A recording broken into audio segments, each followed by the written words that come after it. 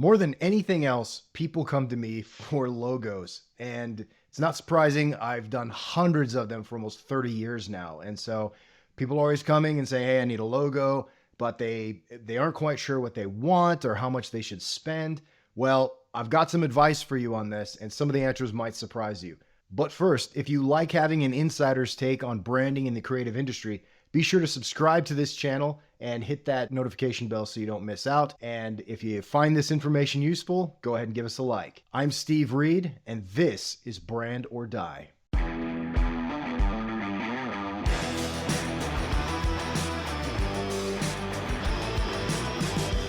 All right, let's talk about logos. That's one of my favorite subjects, and there are some really important things to take note of when it comes to logos. I've had many people come to me in the past that are starting a large business, or they're doing a big rebrand. They have dozens of people working for them. They have nationwide exposure, and they need something that looks strong to represent the overall brand in terms of a logo or a design. It's going to be printed on all kinds of stuff. People are going to want to wear it to kind of rep their favorite brand and everything. And so in those cases, it's very important that the logo is done well. And so I take a very meticulous approach. There's a lot of research that's done, a lot of getting feedback from people in the target audience. There's a whole process, and there's a lot of background to it. And that process is typically a lot more expensive. So we're getting up into the thousands of dollars to proceed down that road, because I bring all of my tools and everything to the table to make sure that we can deliver the best results. So a lot more research, a lot more testing. Now, I do get a lot of people coming to me on the other side of this spectrum that are small businesses, or their side hustles or something like that. And they're like, "Hey, I need a logo." I've had personal trainers come to me. I'll give you one example of this one individual. So they came to me and they said, "Hey, I need a logo. I want something really cool." I said, "Okay, tell me a little bit about your business." So first thing I want to do is I want to understand the business. What he told me is that he is only planning on having maybe 6 to 10 clients per year that he personally trains. So it all comes from word of mouth. He's got a small group of people, and he's not really adding to it or scaling it or growing it. He does this on the side. And the most he's making off of this endeavor is, somewhere around 15 to 25K per year.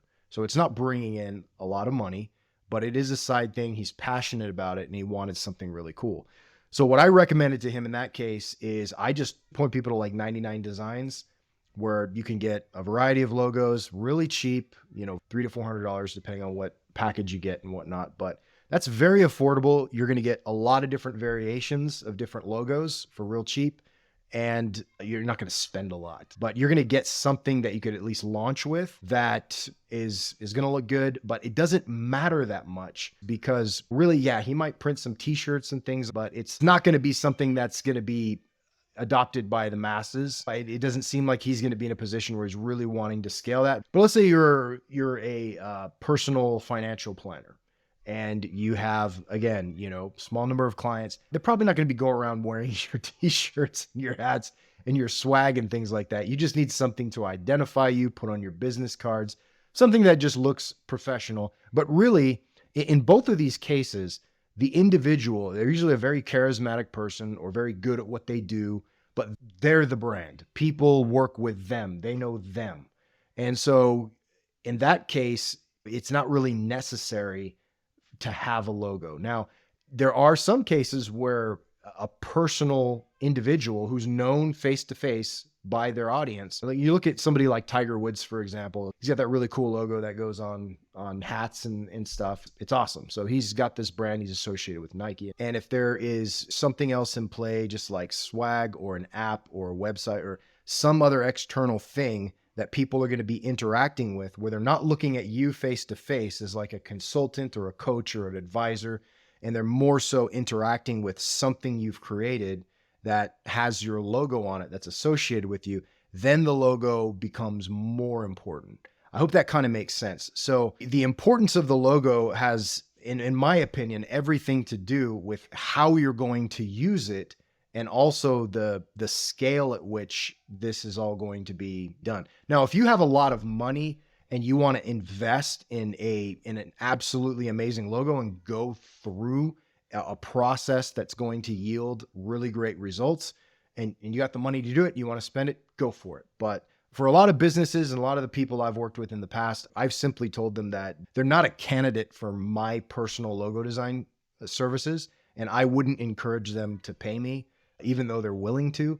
I advise them to go down another path, see what kind of results they get. And oftentimes I'll offer them a hybrid solution. I'll say, you can go through the 99 Designs logo process, but if you'd like to pay me a certain fee to act as a consultant to help you decide or help get feedback to ensure that it's going to be closer to what you'll need, and you just want an expert's advice on that.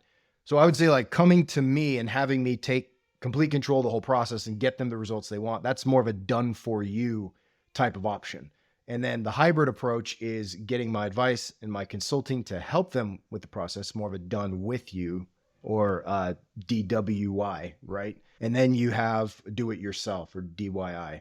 And that's where you go to 99 Designs yourself, and you go and you do all the work and you make all the decisions and go from there. So whatever your budget is, whatever your needs are, there's going to be an option available to you. I mean, even if you have zero budget at all, there are some free logo design solutions out there that you can use, but you're going to be using graphics that probably other people are using as well. So if you ever get to the point where you want to trademark something, if you find something you really like, there may be somebody else using the same graphics. And so it's really important that research is done. I mean, that's a big part of it too. My process, you got to do a ton of research. Make sure you're not replicating something else that's already out there, checking with the US Patent and Trademark Office, doing all your due diligence, looking through social media, the Google image searches, tracking down to see if there's anything similar to this particular graphic that you've come up with. It's a bit of a process if you're wanting to go into the depths on that, but hopefully that advice helps you out. And if you're trying to get a logo designed or anything like that, if you have any other questions, just feel free to reach out. Yeah, hopefully that's helpful as you go out to get your logo designed. You'll consider some of those questions and use some of this advice to help navigate you through this process. So it doesn't have to be overly expensive. There's lots of options that you can choose from. So, hey, hope that helps. I'm glad you've joined me on today's episode, and I look forward to seeing you on the next episode of Brand or Die.